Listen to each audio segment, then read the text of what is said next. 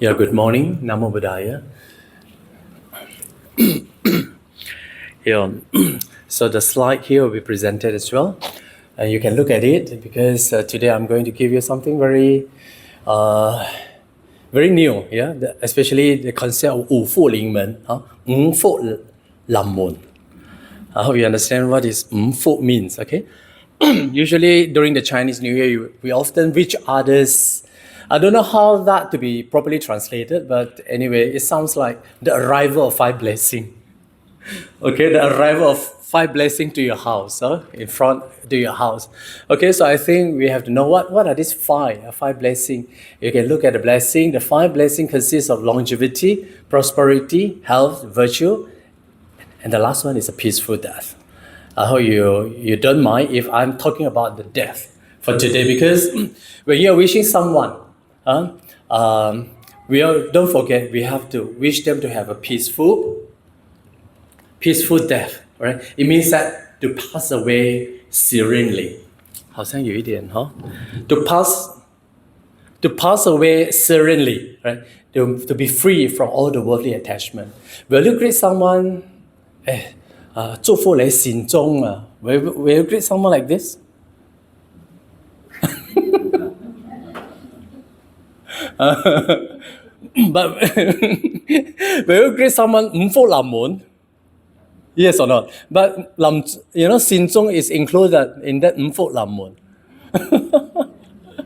Okay, so other than these 4, I'm not going to mention because we know this, right? To wish someone to have long life, and then having a wealth, right? And then may you have a very the physical well-being, and then another one is accumulation of good merits, like what you are doing now. You see, these are the general worldly blessing.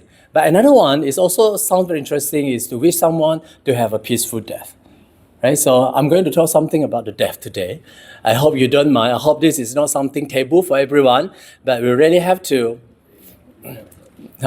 accept it. Okay, so you can see that in our ancient Chinese traditional culture and belief, right, to wish someone to have a good death is a very important, integral part of our Chinese culture, right? So. Of course, when you talk about these 5 blessings, which one is you considered as the most important one? Health, not good death. I thought you would choose this like me, because you see, we know that we cannot run away from dying. You see, so we had to really think about it. You see, not to run away from it. You see, we really have to face it, right? I think the Buddhism give this answer. I think all religion will give this answer. You see, that's why people embrace religion, because they want to know where they go after this life, right? So to wish someone to have a good death is indeed a good blessing. Okay, so I hope from now on, okay, we lead a good life to meet that day to come. Okay, to prepare ourselves. So. Once we someone to have good death, then we are no longer stuck whether or not, right, to talk about the death. But instead we shift, our understanding from how can we achieve a peaceful death that we all aspire to, right? So today, my focus, because when you talk about the death, there is a very vast topic on this death. But my focus today only focus on what happened when we die. Okay, what happened when we die? Right? And the topic, you see, Buddhism, we have the Theravada Buddhism, Mahayana Buddhism, Tibetan Buddhism, but they all offer quite a different answer. For example, like Mahayana and Tibetan, they have the answer of Antarbhava, intermediate being, Zongyam Sanna. You see, the intermediate being. They said that this intermediate being will exist between death and rebirth. Okay, so it means that during the 49 days, roughly about that, the 49 days, okay? And whether in Theravada do we have that kind of concept or not, right? So this is something I want to talk on today. And then another one, the concept of the conception, 投胎, the conception. Then another one, the Buddhist concept of the samsara. and the karma concept, all this say in brief, you see. And of course, the Buddha's teaching on death is very different, right, from other religion. Right? So the Buddha says that, we have, to be ultimately realized the anatta, the not self. I hope you understand this word, anatta, okay? The not self, in order for us to attain the stream or the Arya path, or eventually we attain the Nibbana. Then, my question is, if Buddhism have to realize non-self, right? Then problems come, right? We have a lot of problems. You said that there is no self, right? Say, for example, if there is no permanent self that reincarnated, for example, then what is that is reborn, okay? When we talk about the reborn, who is reborn? If there is no self, okay, or in simple words, there is no soul, but Buddhism taught us we have to realize no self, right? Then you have also problem, right? If there is no permanent soul, then how is that continuity of the life, right? I think this is also something we are very much conscious. And then, of course, how the karma work, right? We talk about the karma. We are doing a good merit. You are not saying that, I'm doing all these things, at the end of the day, I get nothing. Right? You start panic. Then how about, you have to account for the memory also, memory, okay? And memory means that how can we remember our past? You see, we are doing so many good things, you see. You are not telling me that, at the moment when I pass away, I finished everything. No. You see? And of course, how is the rebirth? It is a process of rebirth according to Buddhism. So I think during this small gathering here, I'm giving you something very concrete on the Buddhist concept of death and rebirth, okay, and what happens when we die, yeah. And of course, before we go into this, I think, since we are preparing for the peaceful death, or good death, right, then it is good to have a proper understanding and, right view, right, to understand the concept of what happened after death, right.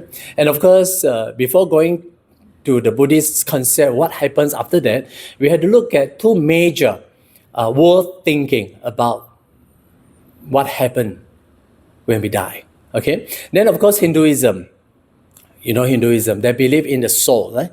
They believe in the permanent self, right? They call it Atman, the self. The things that this self, the soul, will be permanently dwelling inside the body, okay?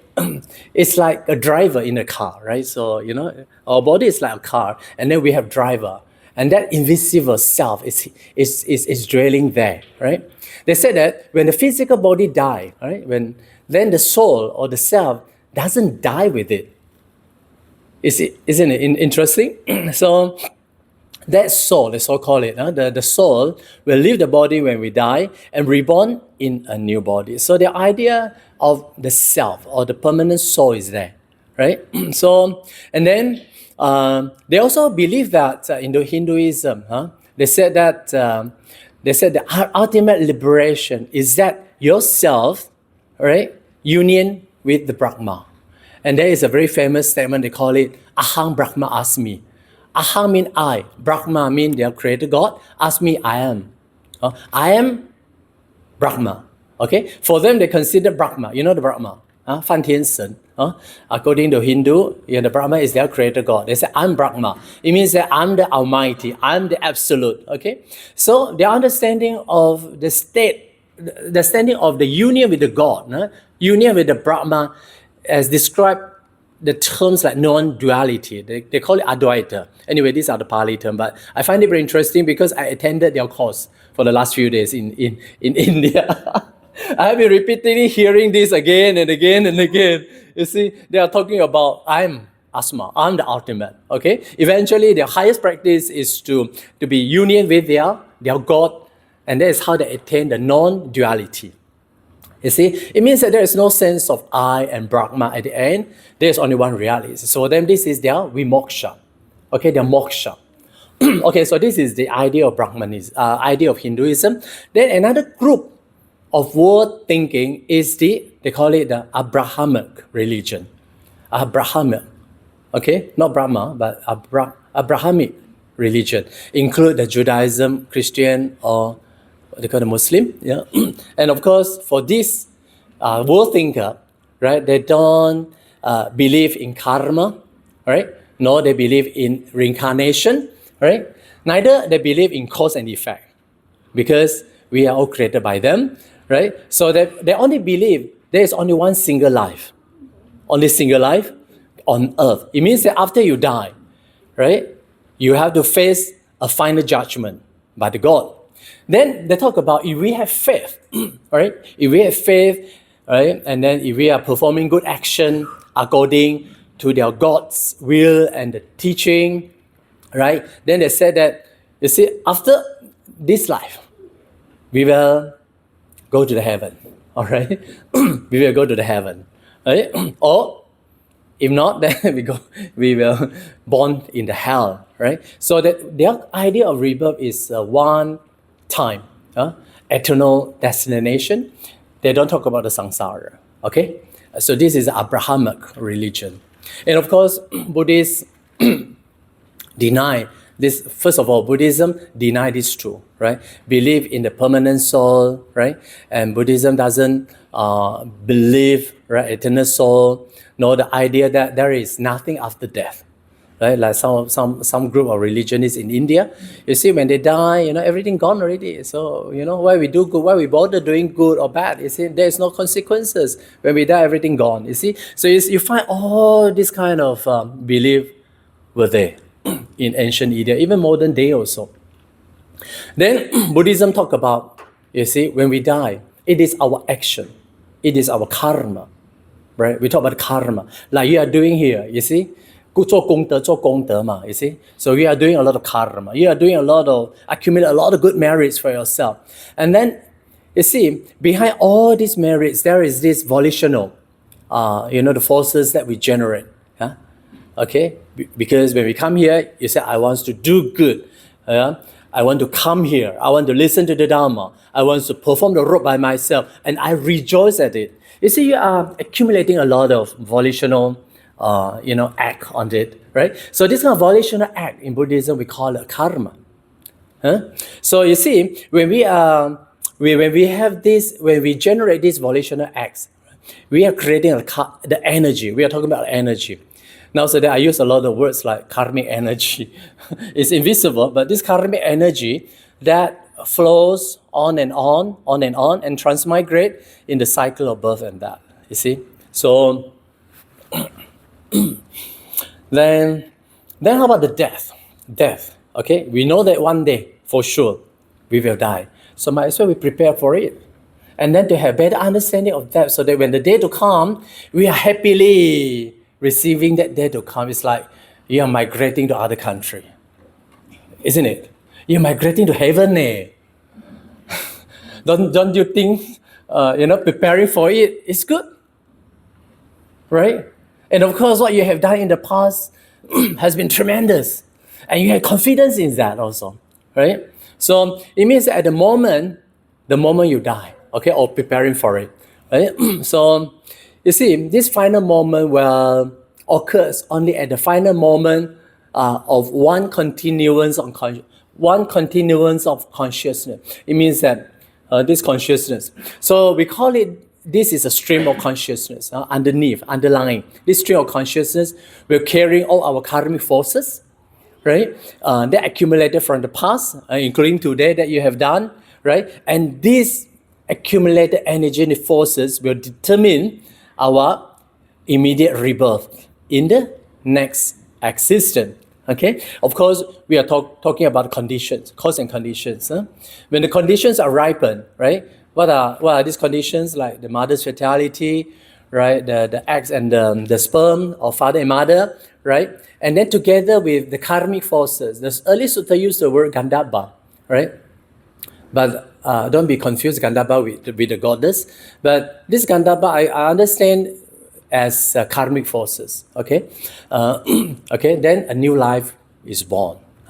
Then, okay, now we go to the next. All right. You see, during the Buddha's time, there were two two extreme views, okay, led by two groups of thinkers. And of course, Buddha understood them well and rejected them as extreme and incorrect. I think Buddha is very categorically, right, in rejecting them and then saying that their teaching is wrong. Okay, now the first one, there's no mention here, but the first one is annihilationism. Okay, annihilation means nothing happened. When we die, mean everything gone already, right? So it means that you are not going to be held responsible for whatever you did, right? Then the question is, why bother doing good things? Why bother if I'm doing bad? Because I'm not going to be responsible for everything. So why bother, right? So then they have that kind of belief. Why not we enjoy our life, right? Then they no need to observe the precept, no morality, because there is nothing after this. So this is one view, right, during the Buddha's time. And then another view is the eternalism. I have already mentioned, right, during the Buddha's time is Brahmanism, right? They have that kind of idea of permanent self, okay? Then the Buddha found a middle way. I mean, this middle way is I added in because, every time we had a middle path, middle way, middle teaching. Even now, so that we had a middle teaching. Okay, so it's a matter how you interpret what is middle. Middle is not using a ruler to judge between these two, there's a middle. No such thing like that. When the Buddha's concept of middle, I mean the Buddha interpreted it in a very different way. Neither this or that. You understand? So this is the idea of middle. So the Buddha thought there is no permanent self. Oh, this is really a middle way. Right? There's no, so it means that he rejects eternalism, right?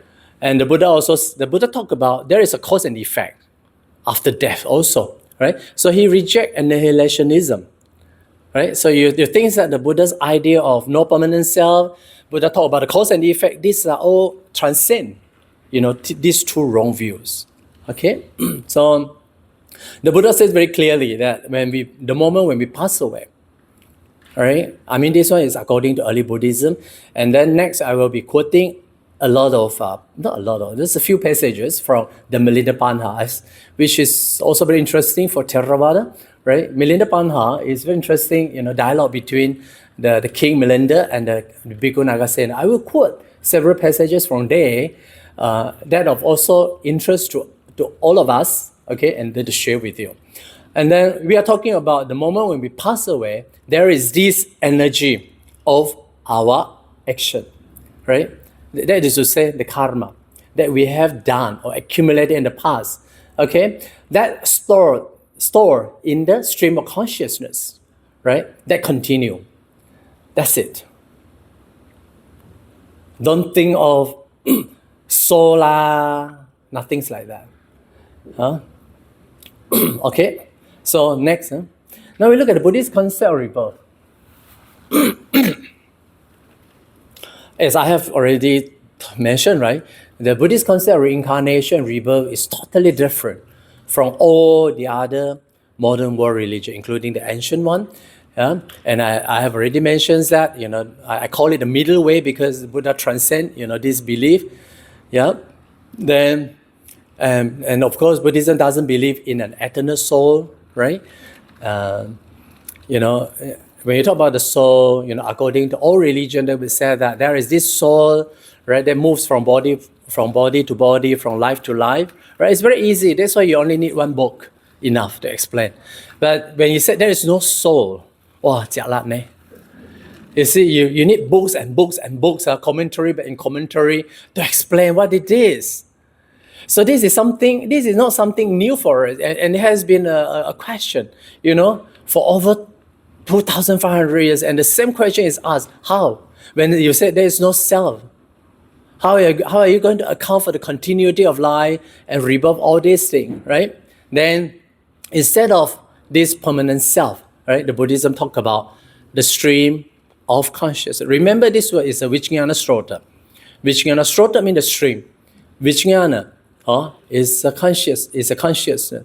So it is that stream of consciousness that flows on and on from life to life, from beginningless time. You cannot say there is beginning. No, from beginningless time. And until we realize the final liberation, which we call Nibbana, or Sanskrit we call Nirvana, right? That is the ending of our suffering and the cessation from all our defilements, right?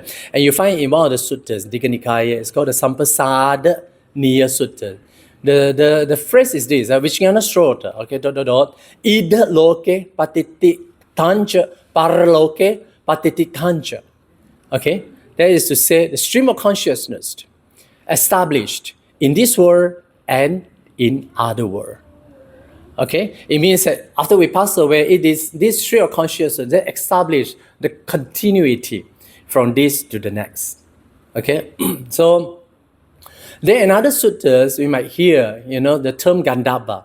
Don't get confused with the Gandhabba, because we are going to recite the Mahasamaya suttas where the word Gandhabba is also occurred. Yeah, that Gandhabba in the suttas refer to the deity. But here the Gandhabba, to me, is just only just only the terms only. Okay, you see, of course, the word Gandhabba, right, is very pre-Buddhistic word. Right, the Buddha used this Vedic Gandhabba word, but Buddha gave a new meaning and interpretation. The Buddha says, okay, there are these three conditions required, for the human conception, right? Other than the mothers in the fertile period and the union of the father and mother, okay? And then another one is the Gandhabba. Okay, Gandhabba is a very important concept, right? So it is this, you can understand it's a transference of karmic energy, right? Karmic energy, from the moment when you die, right? From your previous life, right? And it influence, accumulate, and link with the new rebirth consciousness. So you see there is this link. Okay, so it is this stream of consciousness. Of course, when we talk about the stream of consciousness, we will quote a few from the Milinda Panha. How you understand this stream of consciousness? And they gave several analogies, illustration, to explain. Okay, so you can understand this. The word Gandhabba as it's just a convenient name for the stream of consciousness. You just understand that this Gandhabba carrying all the karmic energy or the forces that is ready to connect with a new life, right? At the time of conception. Okay, that makes sense to you? Maybe too simple. Yeah. Next. Anyway, we have to have a lot of faith, confidence in ourselves. Okay, if you have no confidence in all these things, then at the time when we pass away, before we pass away, we have a lot of panic and fear, and that is very bad. Okay, so we must cultivate that kind of confidence, saddha. Okay, in ourselves. Okay, it is only through the saddha we get into the stream. You are prepared for it, all this thing. And we have to believe what we are doing. We have to believe in our karma. You are coming here to accumulate karma for yourself. All right? And this karma will manifest in one day, when the conditions ripen. Either this life or the future. Right? So, okay. Now, okay. You see, the Milinda Panha. I think first of all, understand who is Milinda. Right? King Milinda is a historical, the Indo-Greek king.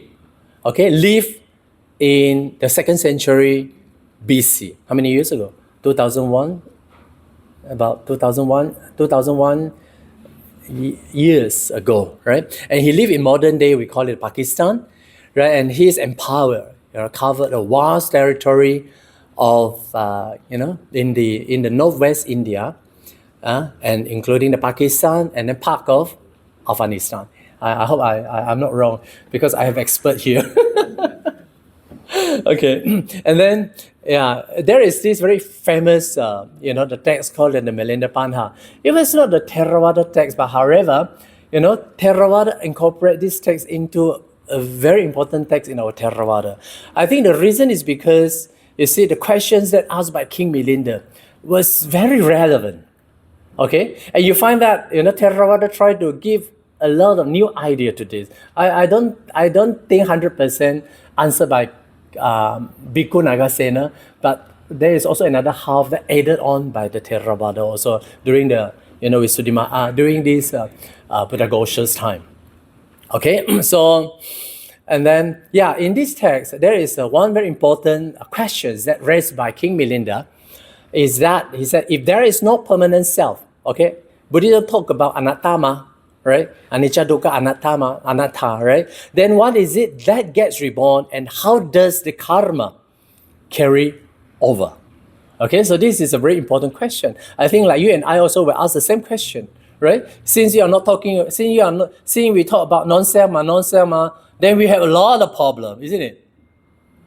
Correct? True or not? Okay, so so this is a question. It says, if there is no soul, what exactly get reborn? Okay, then of course you can see that the King Milinda was very confused when he's asking this question, right? For King Milinda, he assumes that for karma to be ripened, okay, there must be the single identical self, okay, permanent self that moves from life to life to receive that consequences. Huh? If not, then how? Right? Then the Buddhist monk Nagasena, he replied, he said, no, this is the quote from the Milinda Pai, he said, it is a continuous stream of mental and physical processes, okay? You know little bit Pali, Nama Rupa, okay, meaning her se. They carry on, not a fixed self, right? And your action in this life create energy, okay? When you are doing the karma, you are creating energy, invisible energy, and very powerful, wholesome energy that shape the next life, mental and physical existence, okay? So this is how the karmic forces influence differences in our human life. Okay, and then you find that in one of the very important phrases in the early suttas, the Buddha talk about, we are the owner of our own action, right? And we are the heir of our action, right? And we are originated from our own action, right? And we are bound by our action, right? And we have the action as their refuge, right? It is an action that distinguishes beings as inferior or superior. Okay, you can see that it's a karma that determines everything. Okay, so you can say, one who does unwholesome action will sure rebirth in the bad destination and experiencing unpleasant fruits, either in this present life or in the future. Okay, for example, in this present life, a future life, you may have experienced the short lifespan, short life. Okay, because your past life you have killed people, right? So even you reborn as a human being, but you live a short life, something like that. Okay, of course, when you are doing a lot of good wholesome, either you're reborn in the heaven. Okay, I think this is all what we Buddhists likes to go. Okay, migrate, ready to migrate. Or if we come back to the human world, right? We may experience a long life. Okay. So I think karma explains everything, either long life, short life, ugly, beautiful, or sick or healthy, or what else, or successful or not successful, poor or rich. It's just all these things are determined by the karma, so no complaint. Once we understand that we are not competing, like other, we live in a very pro family, it's okay. Once we understand the karma, we try to do good as possible because we have confidence in ourselves. We have confidence in karma. Whatever you have done today, okay, at this moment, that will never be wasted, right? Will never be wasted. Like you are doing a good karma by offering robes, by listening to the dhammas. You see, you are here doing a lot of meritorious deeds, right? So these are the wholesome action that somehow in the future you will experience the desirable consequences. Okay, so next, and okay, these are few but anyway, I just quote one or two You see, Nagasena, Bhikkhu Nagasena, he was a brilliant monk. I think he's the only one can talk to the king because king is also very brilliant. Those days if king asks you a question, you don't know how to answer, you kena potong, what do you call? Potong kelapa or kepala? Okay. So they choose Bhikkhu Nagasena, right? The answer. So Bhikkhu Nagasena, he uses several analogies. Like for example, the first one is stolen mango. Okay, and he used an example. I mean, this is already the abstract already. He said, a thief steals a mango seed. He can't claim the tree that grows from it is different from the seed he stole. Anyway, the tree came from the seed. You can see that the kind of idea of not the same, not completely different. 不一不异. Understand? It's very difficult to understand, no? So you can look. It's not easy to understand, okay? Because our Chinese idea, we are not trained with this kind of philosophy. Yeah. Anyway, you can understand like the fruit tree is not the seed, but anyway, the fruit, the tree come from the seed. You can see the different and they are not the same, but they cannot be completely different. You understand? Or another one, you look at the maturing girl, or the fourth one, milk to curd. Okay, you see the milk left to ferment, it become the curd, right? And you cannot demand the milk back as if the curd is unrelated. You cannot say that milk and curd, they are not the same, but we can say that the curd is the direct result of the milk. From milk, you have the curd. And of course, they become two different things, but you cannot say that these two are completely unrelated. Faham ke? That is to say the curd is not the milk, right? But the curd was produced from the milk. Faham ke? Okay, something like that, okay? Okay, next. Okay, one is reborn. I have already said that it is a stream of Namarupa, right? Namarupa, mind and matter. And it is not a thing but it is not a thing, not a permanent thing, right? But a dynamic, ever-changing process of mental and physical phenomena. Okay, they said the present life, the Namarupa, right? Through karma, okay, volitional activities, creates the condition for a new stream of Namarupa to arise in the next life. Okay, so now you understand the karma is just has a causal effect, the causal link.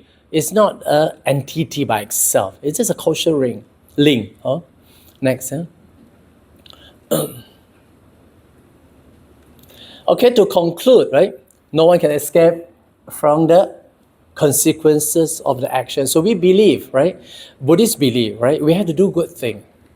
I think you find that in all the monks' count, we encourage people to good thing, accumulate good action, good merit, so that eventually this life or next, you will reap the consequences, you see? And then eventually we purify our mind also, So no one can escape from you. Whatever you have done today, will either the consequences ripen either in this life or next life, right? So yeah, I have already mentioned that it is next. Yeah, Nagasena solution is a doctrine of neither absolute identity nor totally different. So 下一个啊。Next. Yeah, not the same. Okay, not the same, and then they are not the different. Yeah.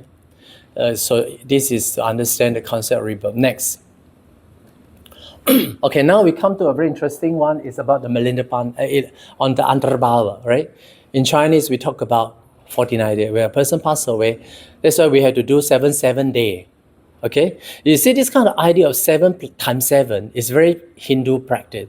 For them, 7, according to the Hindu, is a good number. It's a perfected number. It's a good number, right? So whenever you want to do, you try to do 7.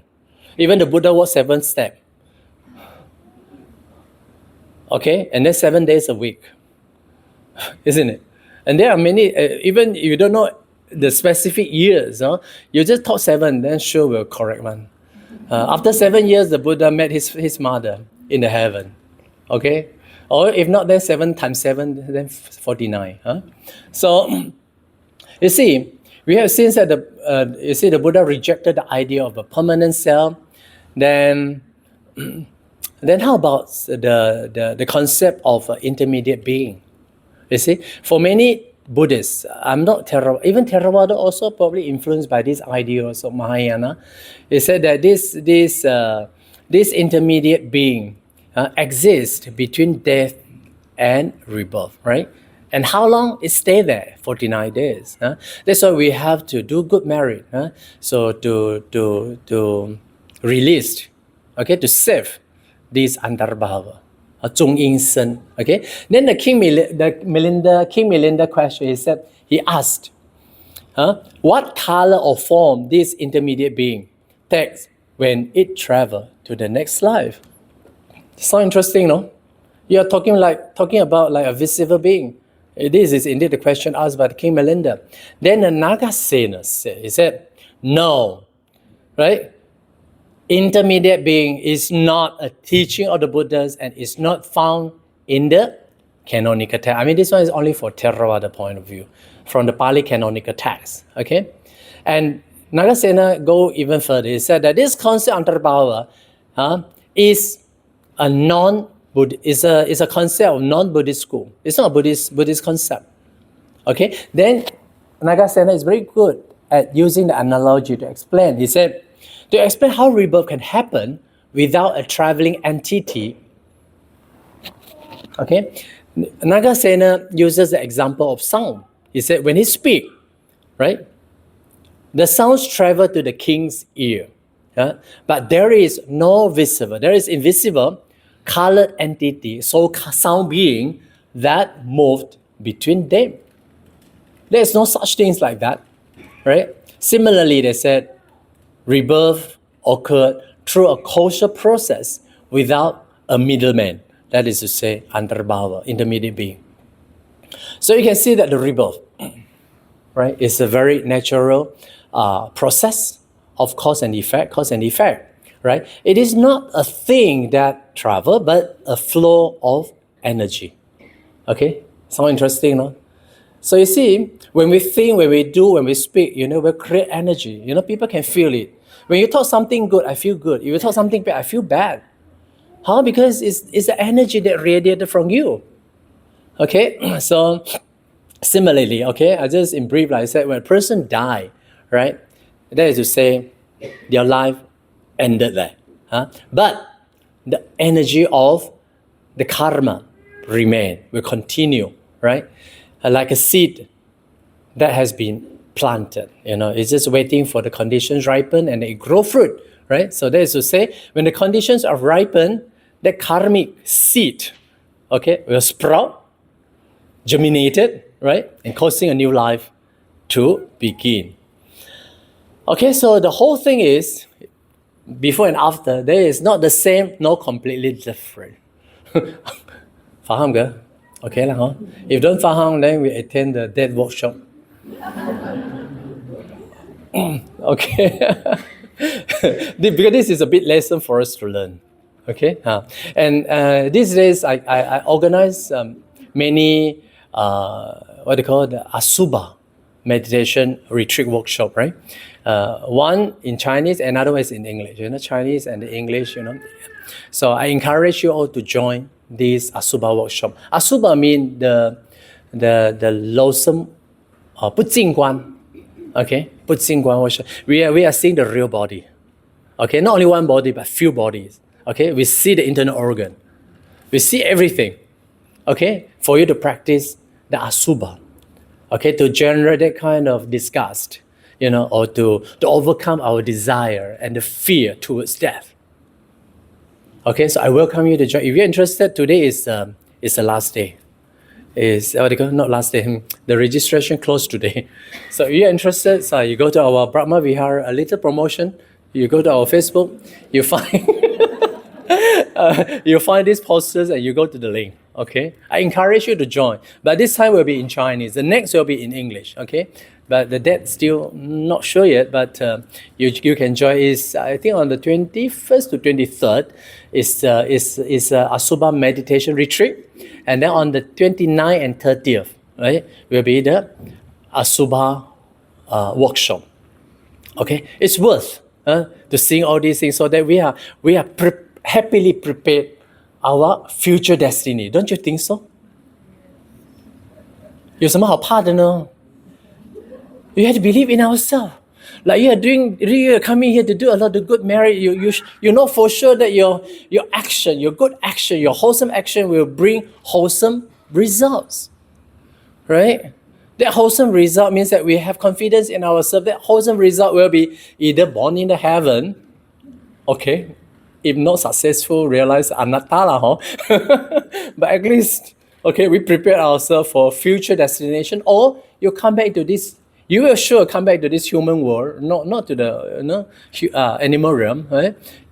But you live in a good family. You have a long life, and you look beautiful, don't you? Right? This is what we all want, isn't it? Okay. Next. Okay, I think. Okay, then next also. I think that's good for today, yeah, because we have still many other things to talk. But just to understand, our Buddhist conception of rebirth lah. Huh? Okay. Sadhu, sadhu, sadhu.